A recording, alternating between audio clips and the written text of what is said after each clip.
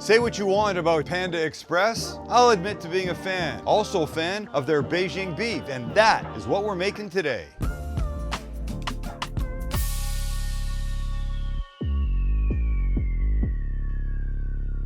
It's crispy beef, stir-fried very simply with a few vegetables, and we're out. The hardest part will probably be slicing the beef into thin little pieces. And then it gets a little cornstarch dredge, quickly fried, comes out, vegetables go in, sauce goes in, whole thing comes together, and Bob's your Chinese uncle. And we're eating large and in charge, and that makes no sense. That being said, let's go on, kids, because if we don't start, we definitely can't finish. That's about 1.25 pounds of hanger steak. Look, it could be flank, it could be skirt, could be almost anything you want. The key at this point is to cut it thinly across the grain. We've been here before. It's a perfect example because you can see the grain, the way it runs. Cutting it against the grain shortens up these fibers and gives you a much more tender bite. So we go like this.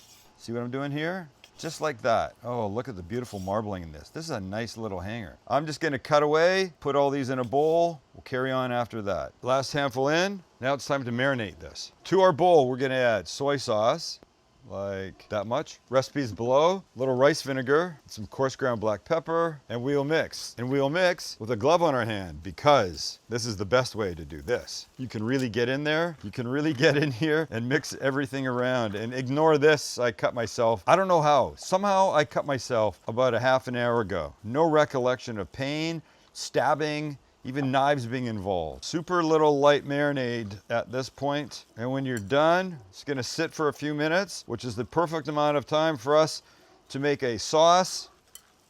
Oops. To make a sauce. Oops. To make a sauce and cut some vegetables. Perfect. Sauce first, and we start with brown sugar. Next up, another little splash of soy. The rice vinegar comes back to visit, some ketchup, and some oyster sauce. And we mix, but not before I give it a little sriracha. Now we mix. And because most Chinese cooking happens fast, you need everything at the ready. You don't want to stop to make this sauce. So we get this ready ahead of time, like the vegetables we're about to cut. First up, red pepper. And this down the sides. Don't worry about the seeds that are flying. I mean, you could use them. They're not spicy at all in a traditional red pepper like this. Now they're just annoying me. And we cut. And we just want little pieces about this big. If memory serves me correct, that's what they do. And the same with some onion. I just happen to have 2 partial onions in my fridge. These now we'll put off to the side and we can begin our cooking. But before we do, who am I looking at? Are you? But before we do, we should try the Panda Express Beijing Beef. So Max ordered a little bit. And when I say a little bit, are you cheap? You buy A5 Wagyu steaks like the world is ending, and yet this is what you got for us to try? Throw away whatever we don't eat, and I didn't think I got a small. I didn't think it would be that small. No, you got a fucking miniature. This is embarrassing to call it a small. Wait, do you want to show it next to the properly sized Chinese food container?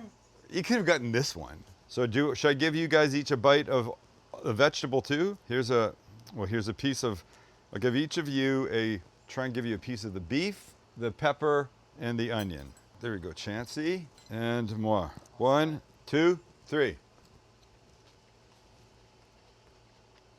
This is tough. My bite's tough. But isn't it supposed to be fried? Yeah, so what happens is we're gonna do that. No, I know. It gets soggy, but there's like no crisp. I wouldn't have guessed that those went in crispy. That's a little tough. How was yours? Mine was really good. Yeah. I think that might be the first time I've had Beijing beef from Panda Express, and I might be switching from orange chicken to Beijing beef as my main after that. Well, you know what? I'm getting a really good aftertaste, like the really good spicy flavor after.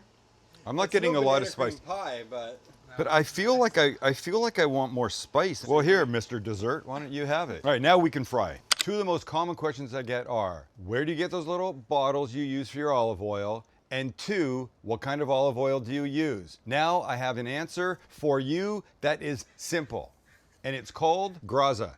If you do any amount of shopping in the supermarket, you've noticed this. And it's come on strong because it is that good. I'm telling you, it's a couple things I really like about it. One is it's a squeeze bottle. You don't have to put in anything. It comes like this. They made it easy for you. 2, the bottles are completely opaque. One of the things that kills a good oil, especially a good olive oil, faster than anything is light. No light's getting through these guys. 1 olive, no blend, one location. Here's the difference between the two: drizzle and sizzle.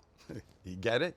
Drizzle. I call it a finishing oil. Let's say you made yourself a bruschetta. Bruschetta, most people say. Little drizzle of this at the end. This is the one for finishing. This one, sizzle. This one you can cook with, you can grill with, up to 411 degrees. Let this guy be the one that you use for that kind, pan searing, grilling, that kind of thing. When this guy runs out, you don't buy another bottle of this, you buy it in the can. Yes, how smart. Somebody finally put that together. So what are you gonna do? You're gonna hit the link below and use the code SAM10 at checkout to get 10% off your order, or the QR code is on the screen. Just get your phone and shoot that right now. Okay, the oil's on its way to 350. The beef is here in our little bowl, and this is cornstarch in front of me. We take a piece of the beef, we dredge it in the cornstarch, and for right this minute, I'm just gonna get a few of them ready on this little side plate. So it's a very simple process, as we say in Canada. Dredge, set down, dredge, set down. We can go a little bit above 350 because as soon as we start putting some pieces in, the temperature is going to drop, and we don't want it to drop too much. And I've got some unruly pieces here, but we're going to be okay. And when they go in, we're looking for golden brown. That's it. And they'll cook fast. So let's check our temp. I'm at 370. Oh yeah, we're there. Okay, with our oil a little above 350, we've got our pieces dredged, and in they go. And that's what you want to see. Bubbling. If it's not bubbling, your oil is nowhere near ready. So this clearly will be done in batches. Too many all in at once will just drive the temperature straight down to 0, and you'll be very unhappy. So watch this first batch happen, and then we'll carry on until we're done. Not quite, a little more color. All right, these guys are there. Nice, that's what you want. We'll put them in a rack, let the excess oil drip off. See when I'm done with all of them. All right, our final batch, out they come. Give me a second to clean up, get rid of most of this oil, and I'll be back. Okay, who's ready to walk and roll? By the way, this wok was given to me as a gift a bunch of years ago. I'm finally using it, thank you. I love it. A couple tablespoons of neutral oil, smoking right away, just the way I like it. And then our onions and peppers go in.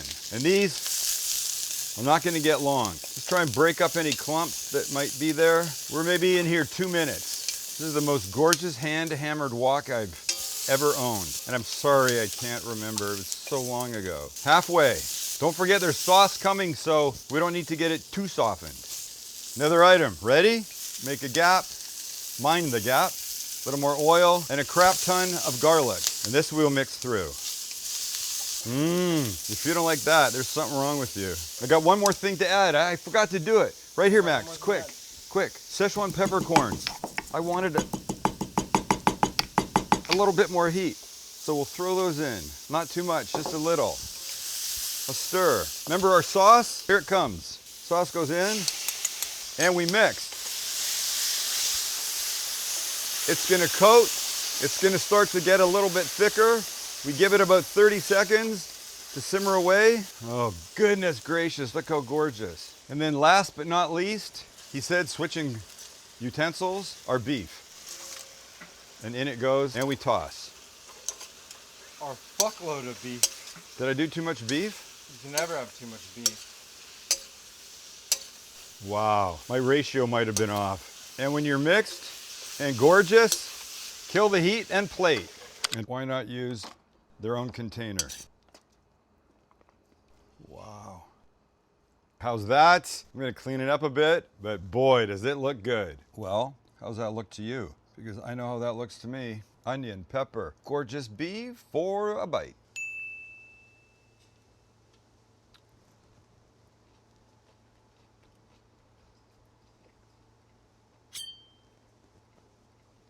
Well, I won't be buying Beijing beef from Panda ever again. I can tell you that much.